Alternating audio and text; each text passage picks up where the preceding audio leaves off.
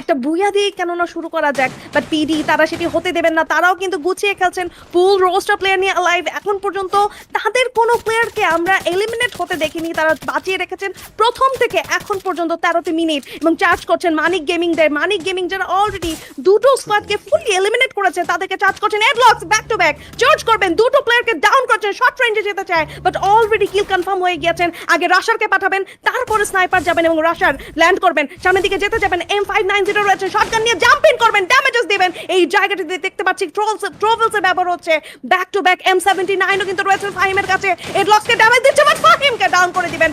Fahim down হবেন, যেটা একটা ব্রেক থ্রো হতে পারে, যেটা M79 দিয়ে যেটা করতে পারতেন সেটি করতে পারলেন না। আবার চার্জ করে যাচ্ছেন Fahim god, back to back দুটো প্লেয়ারকে ডাউন করেছেন। এবার কিন্তু পিডি তারাও পড়ে গিয়েছেন খুবই বাজে সিচুয়েশনে। ফাহিম হিল হয়ে গিয়েছে সেলফ রিভাইভ কিট দিয়ে। এডলক্স ভুল করে ফেলেছেন কনফার্ম না করে, চারপাশ থেকে ঘিরে ফেলা হয়েছে পিডিদেরকে।